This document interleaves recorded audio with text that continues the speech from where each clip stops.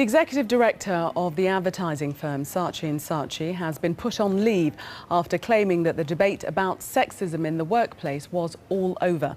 Kevin Roberts said he doesn't spend any time thinking about gender issues, despite the fact that just 11.5% of advertising agency directors are female. Well, he said women's ambition was not vertical, but rather an intrinsic circular ambition to be happy. So women say, we are not judging ourselves by those standards that you idiotic dinosaur-like men judge yourself by. I'm just not worried about it because they are very happy, very successful and doing great work.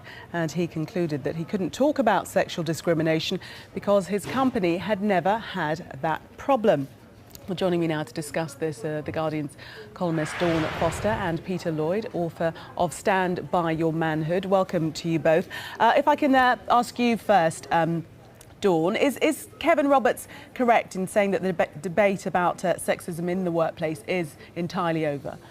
No, not at all. I mean, I genuinely think at this point, the fact that he's been made to leave so quickly shows that we're finally getting to a point where it is being taken seriously. I think it just shows a complete lack of responsibility to say that the reason why there aren't that many women in top spots is because they don't want it enough. It's simply because of structural sexism that starts, in schools, carries on for universities, and we see it in all aspects of society. I mean, the fact that we have Theresa May as only the second female Prime Minister shows that we still have a problem. Whereas somebody like Kevin Roberts, for instance, would point at her and say, look, there's one woman at the top. Clearly, she's the only woman who's ever wanted it, and there isn't a problem. But I think the fact that Saatchi & Saatchi have been so quick to push him out and make light of the fact that his comments are very, very unnecessary shows that we might actually be getting somewhere, and his sort of views are increasingly being seen as antiquated rather than the ones that he described as antiquated. Peter, do you agree with the views of Kevin Roberts? Surprisingly not, no. With Kevin Roberts, yes, I do. I don't agree with Dawn's comments. I think, what he was saying is true. Men and women are biologically different and they have different life choices. What he was actually saying in his comments were that the reason a lack of women at the top isn't a problem at Saatchi & Saatchi is because they have the opportunity to be there and they haven't taken it. These are choices that women should be free to make, and men should be free to observe them without fear of a witch hunt. It's as simple as that. Do you think, though, that he can realistically speak for all the women at Saatchi & Saatchi and speak for them and voice their opinions that they're not wanting to aspire to more senior positions? Well, he was just speaking in a general term. He was just having a relatively casual conversation with a journalist. And it's clearly been spun all out of control. It's almost been manipulated on Twitter into this very predictable furore, which is just ridiculous. It's predictably irrational. What he was saying reflects the majority of women's attitudes to work and family. They have a different approach to balance, to having children and having a career. It's something that men don't have. And he was just stating a fact and his experience. The fact that he has been suspended from his job is shameful. It's ridiculous.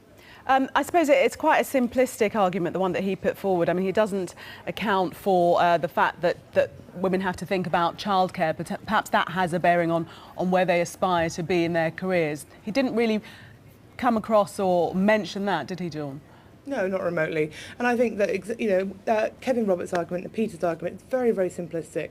I mean, a lot of women are extraordinarily bored of people like Kevin, people like Peter, telling us what we want constantly. A lot of women I know have worked in advertising, some at Saatchi & Saatchi, and they found it absolutely unbearable. They found it rife with sexism, rife with overt sexual discrimination, harassment, but also a kind of sexism intrinsic in the hiring and firing that happened. And also, the problem is at the moment in Britain, childcare is very expensive. Women biologically carry children, so often they find that it's almost impossible for them to go back to work afterwards. I've spoken to dozens of women who have had to take their employers to tribunal because they've been sacked while pregnant, etc. And these women want to go back to work. They want to be the breadwinner, and they want to work and provide for their children that way rather than be at home. Well, but actually, society isn't going to let them. They can do that if they want to. No, they can't, because they have been sacked from their jobs. Once you've been sacked from a job, you can't go back in. That's as simple as that.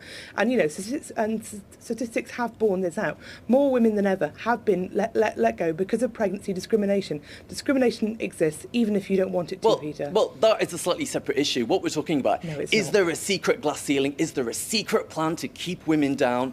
No, I hate to break it to you, it's not all about you. It's not all about women. People just want to get on with their jobs and have successful careers. But Peter, how then do you account for the low numbers of women in these senior positions then? Well, for exactly what Mr. Roberts said, life choices. There are plenty of professions where women dominate. Look at medicine, look at veterinary science. If women want careers and if to you look at dedicate veterinary themselves science to and that, medicine, they can. actually, once they get to 40, women are forced out yet again. If you look at Jeremy Forced Hunt's, out. yes, if you look at Jeremy Hunt's, contract, one of the main reasons why people were angry with it was because it discriminated against women. Women are often forced out as soon as they have children because they can't afford childcare and because they're often sacked or dismissed.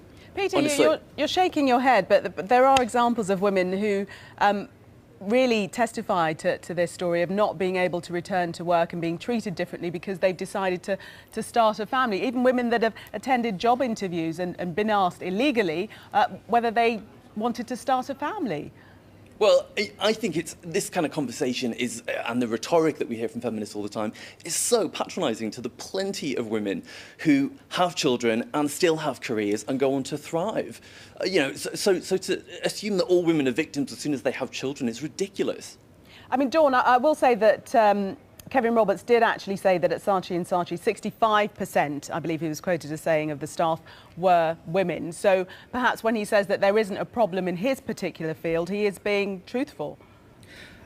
If you actually look at Saatchi & Saatchi, this is very, very common across all fields, including journalism, where I work, etc., including medicine, etc. You basically have a kind of pyramid. So there are lots of women at the bottom, lots of women in junior roles. A lot of women I know, started out in advertising. They get to 30, 35, and they suddenly find themselves squeezed out. And this is true of most professions. It's true of journalism, etc. So, I mean, you have to look at the boardroom structure. You have to look at every single part. And basically, as you find time and again, the higher up you get, the fewer women there are there. And women want to be there. Women want to do well. Women want to achieve. But time and again, we're pushed aside, or we're discriminated against. And instead, what we get is Kevin Roberts, people like Peter, obnoxiously and patronisingly telling us time and again what we actually want, rather than letting us get on and do our jobs. On the contrary, I think you're the one. I think you and your fellow feminists are the ones who are patronising women, telling them that if they don't strive and they don't make the career decisions, I haven't said that at all. The feminists want them to, then there's something wrong with them. And so what you say instead is, oh well, we can't really blame women for making the choices that we want them to, for not making the choices we want them to. So what we'll do is we'll blame men and this simply aren't making any sense. Mythical patriarchy. You aren't making any sense whatsoever. All I have said is, for women who want to strive, they're often pushed aside. Indirect and direct sexual discrimination does exist. The government acknowledge that, women acknowledge that, but instead I have several men telling me that the things I see every day, the things other women see every day, simply don't exist, and that is patronising. I'm not denying the fact that some sexism exists. Of course it does, but but it also exists against men, and to say that it's systematic and that every single woman at every stage of her career, when she tries to thrive, is held back by some man is ridiculous. It's divorced from reality. Do you guys share any common ground, do you think? Is there a solution?